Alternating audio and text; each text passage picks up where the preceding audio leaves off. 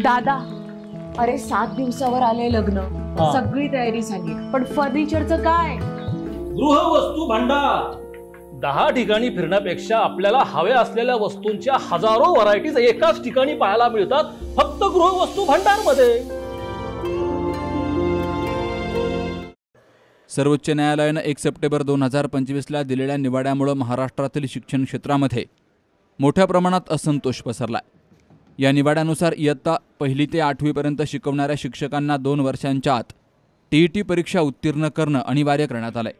या निर्णयाचा परिणाम राज्यातील हजारो शिक्षकांवर होणार असून शिक्षक समुदायामध्ये नाराजी, असुरक्षितता आणि भीतीचं वातावरण पसरलंय। या पार्श्वभूमीवर महाराष्ट्र राज्य शिक्षक परिषदेच्या वतीने जिल्हाधिकारी डॉक्टर पंकज आशिया यांना निवेदन दिलं गेलंय। या निवेदनाद्वारे सर्वोच्च न्यायालयाच्या निर्णयामुळे निर्माण झालेला असंतोष संपुष्टात आणण्यासाठी राज्य आणि केंद्र शासनाने तातडीने स्पष्ट भूमिका घ्यावी अशी मागणी केली गेली आहे। जिल्हाधिकाऱ्यांमार्फत हे निवेदन पंतप्रधान नरेंद्र मोदी, मुख्यमंत्री देवेंद्र फडणवीस, शालेय शिक्षण मंत्री दादा भुसे तसेच भाजपाचे प्रदेशाध्यक्ष रवींद्र चव्हाण यांच्याकडे पाठवले गेले अशी माहिती शिक्षक परिषदेचे जिल्हाध्यक्ष बाबासाहेब बोडखे, राज्य कार्याध्यक्ष प्राचार्य सुनील पंडित यांनी दिली आहे। महाराष्ट्र राज्य शिक्षक परिषद महाराष्ट्र प्रांतच्या वतीनं या ठिकाणी जो आज या ठिकाणी जो GR काढलेला आहे, तो GR TETच्या संदर्भामध्ये आत्ताच आपण या ठिकाणी निवेदन दिलेलं आहे आणि सर्वोच्च न्यायालयाने जो निर्णय दिलेला आहे की राज्यातील सर्व शिक्षकांना त्या ठिकाणी TET अनिवार्य करण्यात आलेली आहे आणि या संदर्भामध्ये महाराष्ट्र राज्य शिक्षक परिषदेच्या माध्यमामधून आज संपूर्ण राज्यभर जिल्हाधिकारी कार्यालयावरती निवेदन देऊन त्यांना या ठिकाणी मुख्यमंत्र्यांना आम्ही विनंती करणार आहोत की हा जो आदेश सर्वोच्च न्यायालयाने दिलेला आहे त्याचा फेरविचार या ठिकाणी केला गेला पाहिजे। ज्याप्रमाणे अनेक राज्यामध्ये उत्तर प्रदेश असेल, त्याचप्रमाणे मध्य प्रदेश असेल, राजस्थान असेल, या राज्य सरकारनं सर्वोच्च न्यायालयाला या ठिकाणी या आदेशाच्या संदर्भामध्ये या ठिकाणी याचिका सादर करण्याचं सुतोवाच केलेलं आहे।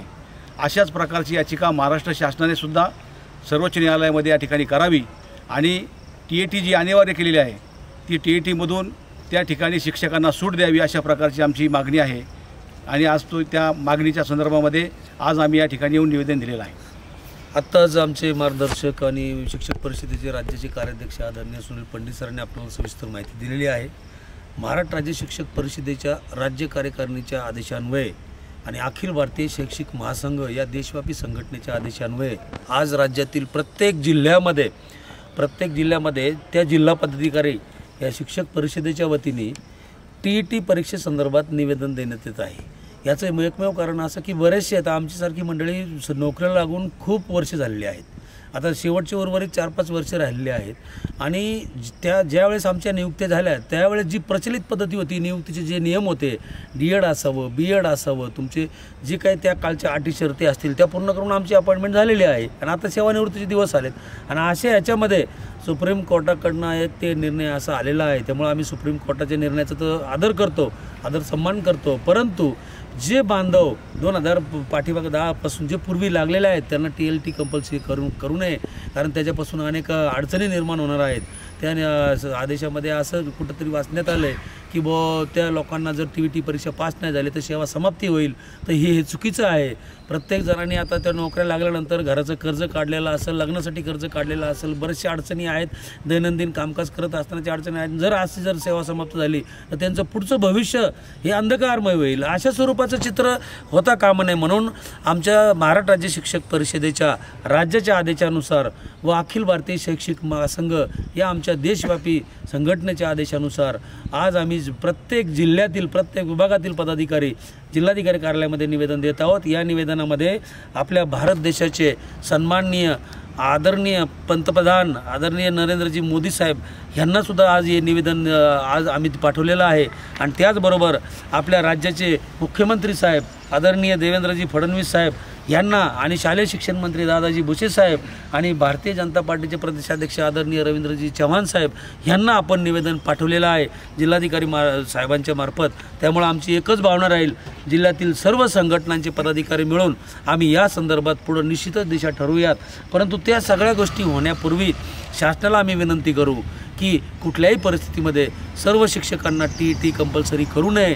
कारण कसं आहे, तुम्ही शिक्षकांनाच सगळ्या गोष्टी वारंवार हे कंपल्सरी होताना दिसत आहे. तर हे कशासाठी, जसं आता आधार कार्ड आहे 30 सप्टेंबरपर्यंत आधार कार्डची विद्यार्थी संख्या त्यांनी सांगितली होती आणि 30 सप्टेंबरची पकडली जाईल. आणि आत्ता काही थोडे 5-10 दिवसापूर्वी असं सांगितलं की आधार कार्ड जरी असतील त्यांचे तरी ते आधार कार्ड अपडेट करा 11th आवरला. म्हणजे वर्गात विद्यार्थी आहेत, त्यांचे आधार कार्ड आहेत, पण ते अपडेट नाहीत म्हणून त्यांना पकडणार नाही. म्हणजे ही हेळसांड आहे, शिक्षकांची हॅरेसमेंट ही कुठंतरी थांबावी. त्यामुळं आम्ही राज्य शासनाला निवेदन करत आहोत का बा शिक्षकांचं मानसिक संतुलन बिघडल अशी कुठली गोष्ट अचानक येऊ नये. दररोज ऑनलाईन ते व्हॉट्सअप झाल्यामुळं ऑनलाईनवर काही रात्री 11 वाजता काही पत्र पडतात, ही माहिती भरा, ती माहिती भरा. तुम्ही सांगा, आता शिक्षक शाळेत असल्यानंतर शाळेत काय आलं पत्र तर ती माहिती देऊ शकतं, परंतु रात्री 11 वाजता आले रेकॉर्ड शाळेमध्ये असतं, कशी माहिती काढणार ते. दुसरी त्याच्याही पुढचं आठवड्यातून दररोज माहिती मागवण्याऐवजी आठवड्यातून एक दिवस कुठला तरी निश्चित करावा आणि त्या दिवशी माहिती मागवावी, जेणेकरून इतर दिवशी विद्यार्थ्यांकडे शिक्षकांना लक्ष देण्यात येईल. त्यामुळे या सगळ्या गोष्टींकडं शासनाने आमच्या मागण्यांचा सहानुभूती विचार करावा एवढीच विनंती. धन्यवाद. 15 सप्टेंबरला शिक्षण परिषदेच्या शिष्टमंडळानं जिल्हाधिकाऱ्यांना भेटून हे निवेदन दिलंय.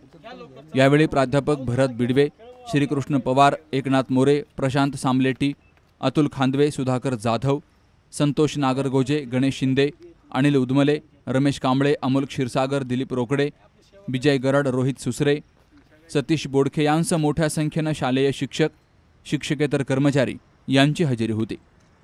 Shubham Pacharne, C news Marathi, Ahilyanagar.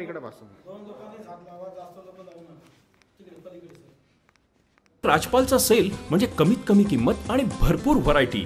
गेल्या 20 वर्षांची परंपरा असलेल्या राजपालमध्ये सूटिंग, शर्टिंग, साड्या, जेंट्स, लेडीज, चिल्ड्रन्स वेअरचे भरपूर प्रकार, चादर, बेडशीट्स, ब्लँकेट्स, पिलो कव्हर्स, पडद्याचे कापड असं सर्व काही राजपालमध्ये.